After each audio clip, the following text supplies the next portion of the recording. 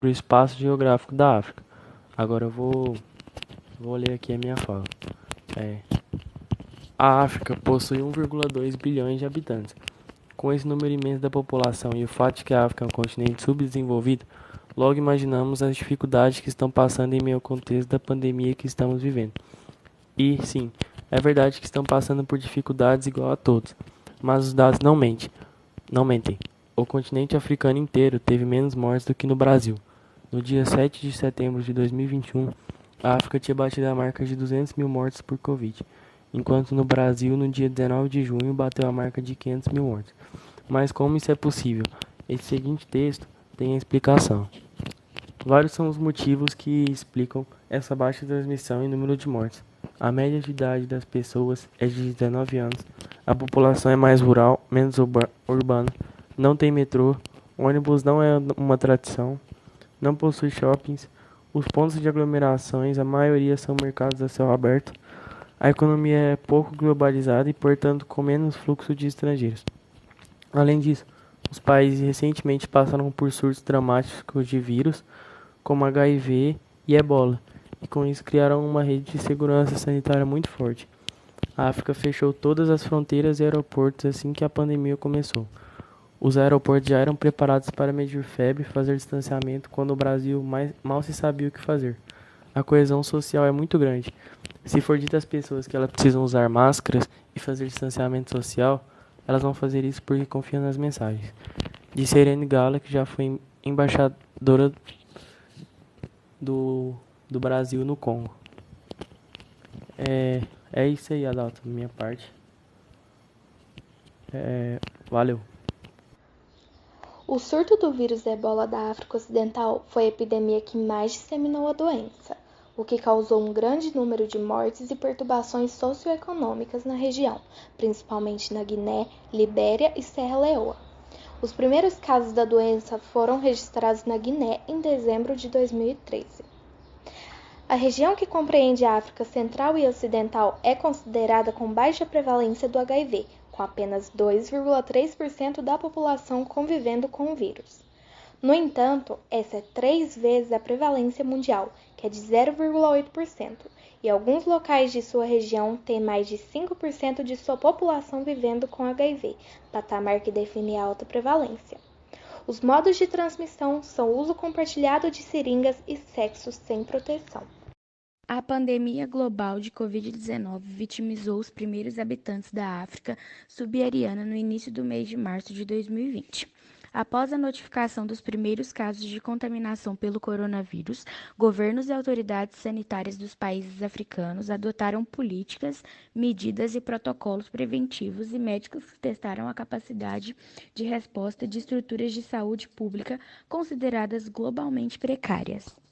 A economia tem sofrido muito com as barreiras comerciais e o colapso global da procura. Os encerramentos de fronteiras têm sido fatais, por exemplo, no setor informal e no turismo. De acordo com os cálculos preliminares do Banco Mundial, a produção econômica dos países da África subsaariana diminuiu 3,7% no ano passado. Dessa forma, entendemos que a economia africana sofreu impactos de fatores exógenos e endógenos.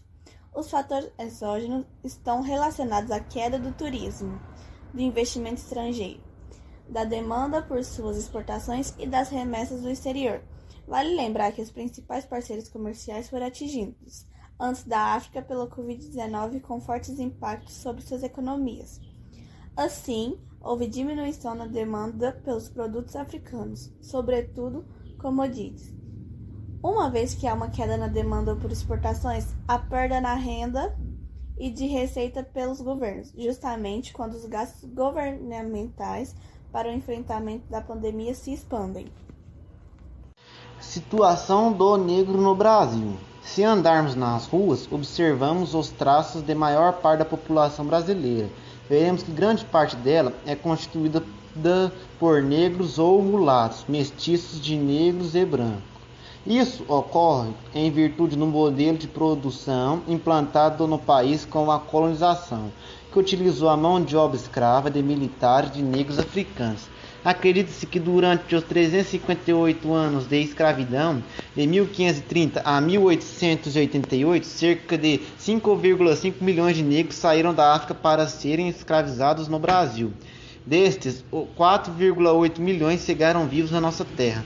Nesse período, as condições de vida dos negros eram muito precárias, pois viviam em senzalas, muitas vezes insalubres, trabalhavam durante a maior parte do dia sem remuneração, a alimentação era muito precária e desobediência muitas vezes era reprimida por bastante violência. Atualmente, ainda que a situação dos negros tenha melhorado muito, as condições de vida dessa parcela da população não se equiparam à da população branca, que ainda apresenta índices sociais mais favoráveis do que os demais etnias existentes no país.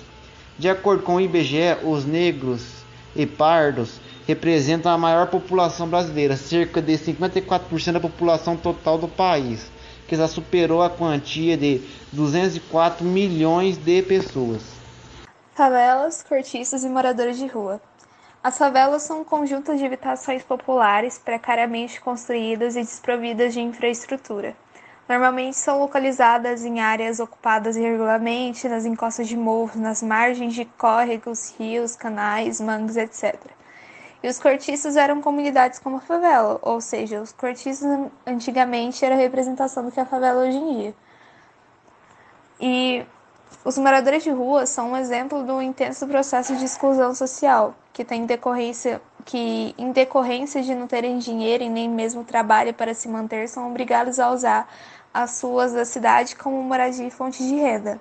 Esse grupo é composto por pessoas de diferentes realidades, mas que têm em comum uma condição de pobreza absoluta, vínculos interrompidos ou fragilizados, a falta de habitação convencional regular, sendo compelidos a usar a rua como espaço de moradia temporariamente ou permanente.